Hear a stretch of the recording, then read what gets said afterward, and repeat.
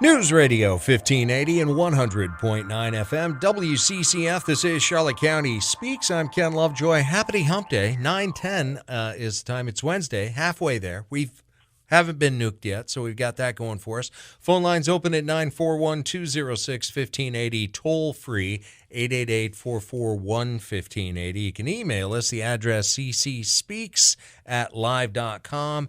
And if you miss a show, you can find them all at Spreaker.com under WCCF.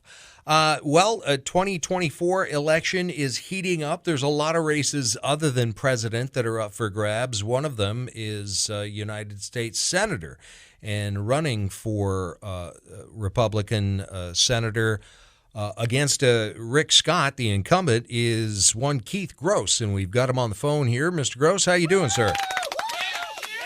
I am doing well. Good morning. Thanks for having me. Well, tell us a little bit about who Keith Gross is, where you come from, what you've done with your life, and why you are choosing to run against Rick Scott in the upcoming Republican primary for Senate.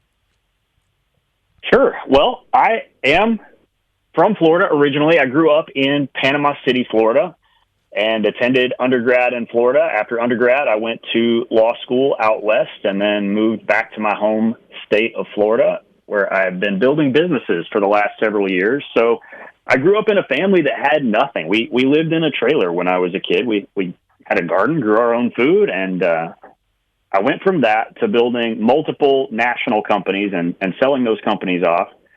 And I did that through hard work and honesty. And I'm running for Senate because I want to see more of that type of leadership in the United States Senate. If we ran our country like I've had to run businesses, we wouldn't be $33 trillion in debt. And I'm tired of sitting on the sidelines while I see politicians go up there and they talk a tough game, but ultimately they're a rubber stamp for the establishment, the swamp. We've got to change something, and I'm going to get up there and implement some changes. Now, what type of businesses did you build when you were an entrepreneur? Well, they were franchise systems primarily. The largest businesses that we built, we built a commercial truck washing company that we scaled nationally. It was called Fleet Clean. We scaled that company over the course of several years, sold it to private equity in 2018. And I'll tell you, I thought about retiring then, but I'm in my 30s, and that sounded ridiculous. So we built another business over the last few years, and it was an insulation company that grew to be one of the largest insulation companies in the nation in less than 5 years. And we sold that company in April of this year. And at that point, I was well past the point that I thought I needed to ever be at. And I have achieved so much success in this country that I want to make sure that American dream is available for future generations. And if our country keeps going on the downward trajectory that it's currently on, that dream isn't going to be available because our liberties are being taken away every time government gets bigger. And there's not been a substantial reduction in government that I can recall in my lifetime. It only gets bigger and bigger.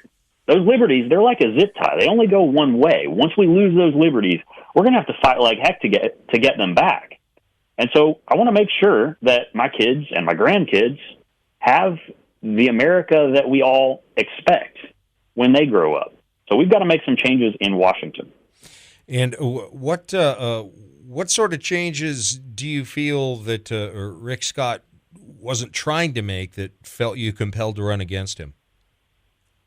Well, I'll tell you, Rick's an interesting case because he does a good job of marketing himself as some conservative fighter. But when you look at his record and ignore his rhetoric for a moment, as governor, he signed unconstitutional red flag laws. Mm-hmm. He gave in-state tuition to illegal immigrants, incentivizing illegals by giving them taxpayer-subsidized, discounted tuition. So for a guy that talks tough about immigration and let's close the border, why would he do that? Why would he side with Obama's DACA amnesty program for illegal immigrants? And then when you look at what he's done in Washington, there's not a lot of record there at all. He hasn't done anything in his 5 years in D.C. other than self-promotion and losing a lot of seats for us. When he was head of the NRSC, his job was to bring a red wave, and he promised that time and time again. You can go back and look at the old interviews where he said, oh, yeah, we're going to pick up several Senate seats. But the truth of it is he blew record millions of dollars, lost us several Senate seats, and he was out on his yacht in the Mediterranean while they were canceling ads in key states because they blew all the cash. He's got a yacht in the Mediterranean? He apparently leased one because there was video of him on that yacht while they were canceling ads in states like Pennsylvania. He's the reason we have John Fetterman as a senator right now. Oh man, hey, what's your reaction to that? I mean, Fetterlump. I mean, the guy. It's like, why do they accommodate such a sloppy appearance? Why do you think the Senate does that? Is it just part of the Cloward Piven? Let's just add to the chaos. I couldn't tell you, but I know what I have observed, and that is that when folks get to D.C., they become the swamp, and they just go along with whatever the establishment wants. And I think that's why the establishment is working overtime to protect Rick. I mean, I think they want their guy. They can control him. They know he's going to toe the party line. And just like they're trying to get Donald Trump off the ballot anywhere they can, because they know that he's going to come in there and wreck the deep state, they're scared to death of Donald Trump being president. And I think similarly, the establishment doesn't want somebody like me who's going to go in there and do the work of the people and not give a darn what the establishment wants.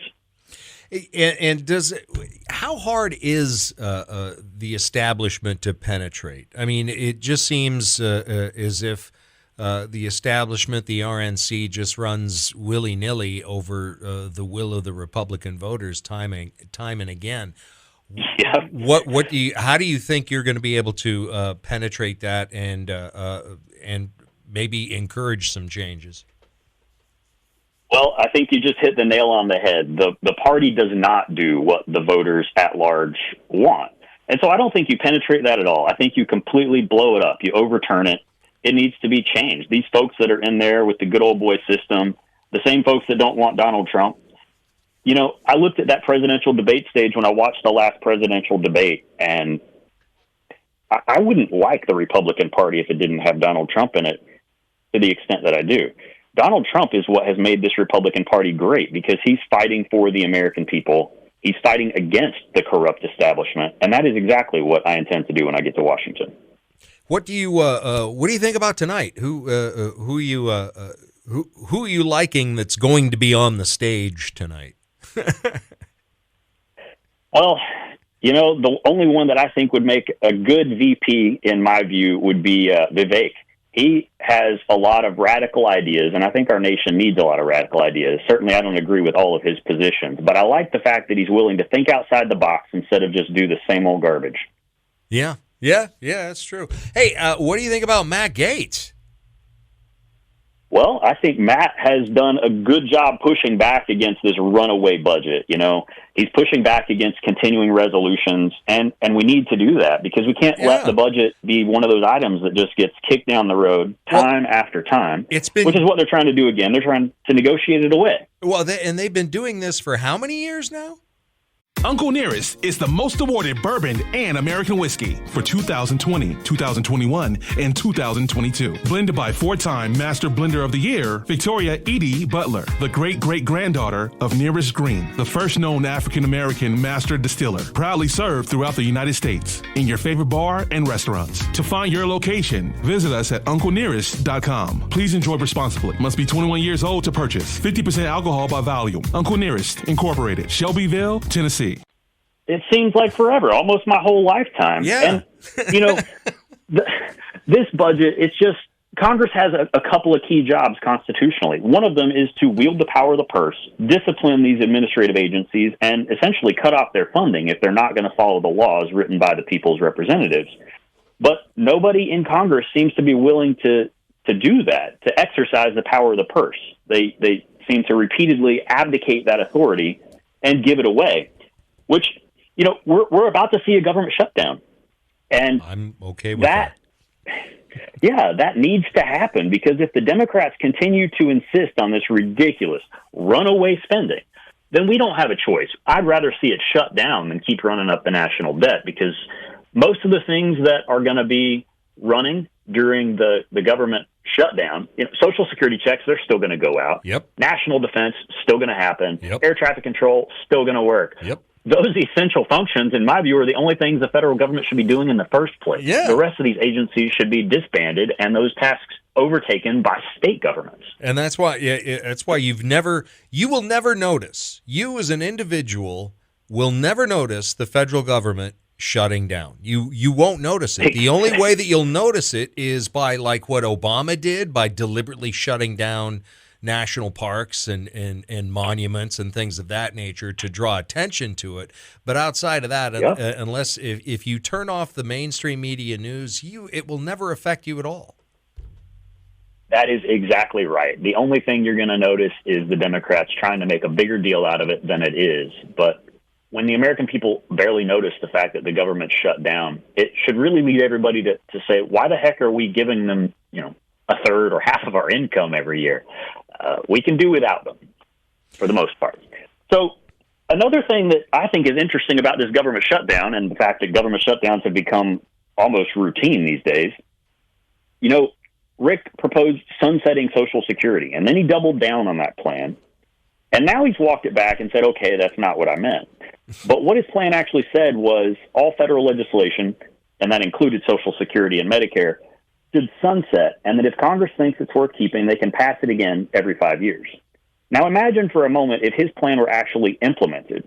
We'd have a situation where every 5 years, Congress gets to do exactly what they're about to do and argue amongst themselves endlessly while benefits for seniors that they were promised and paid into for decades are held in the balance and possibly lost or reduced. So I think either he meant to cut Social Security when he published that plan, because that's what he did when he was governor. He gutted the state's entire retirement program for state employees, or he was incompetent as a lawmaker and didn't understand that Congress can't even agree to keep the lights on. They're definitely not going to agree to keep their promises to seniors and pay them all this money. That's true, particularly when you look at the situation in Ukraine. What are your views on that? I would have been a no vote for getting involved at all. I would have strongly encouraged Europe to take care of the problem that's at their doorstep and tell them that they can afford it, because we've been covering their defense costs under NATO for decades, and it's about time they pony up some of the bill.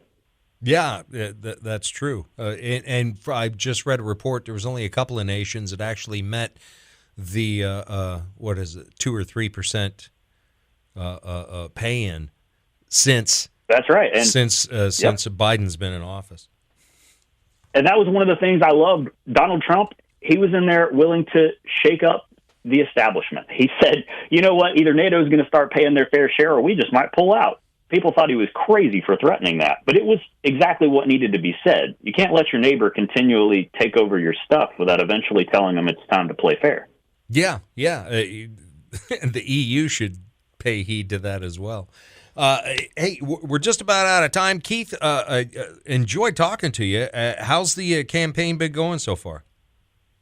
It has been going great. We've been having some events around the state, and we'll have many more. We'll have a second leg of our bus tour coming up here soon. And, we get a lot of support when we're out at events. I don't know how many people have come up and shaken my hand and said, I am so grateful that you are running against Rick. The only reason he's in there is because he hasn't had a primary opponent, and we didn't have anyone else to vote for. We don't like him, but we had to hold our nose because it was him or the Democrat. And so I'm really encouraged by that, because like we were saying earlier, the party wants one thing, but the voters who actually have the power, everyone listening, y'all can vote for change. And I am ready to make that change. And Keith, how can people get in contact with you? Your website, Facebook, X? Are you Xing? Are you on the X? We are Xing, the artist formerly known as Twitter. So yeah, you can go to keithgross.com and sign up for our newsletter. You can go to X or twitter.com, and I'm at Keith Gross FL. And I'm also on Instagram and Facebook at Keith Gross FL. Excellent. Well, hey, when you're out on the bus tour and you come Charlotte County way, love to have you in studio sometime. Sorry we couldn't get you in studio today. I understand you're busy, though. Yeah, I look forward to that, and I look forward to seeing you. And one more thing, if all of y'all can text the word freedom to 30702, we can text you back and stay in touch. Freedom to 30702. Yes, sir. That's right. All right, you got it. Keith Gross, thank you very much. Appreciate your time. Thanks for having me. Quick break. Bye. We'll be back, folks. Hello, everybody. This is Montecore. He's my lion. I have a lion now. We'll be right back with Charlotte County Speaks on News Radio 1580 WCCF. Oh, all the talking heads on TV. Soft landing, hard landing. Are we going to have a recession in 2024? I'm sticking with my assessment. We've been in a recession.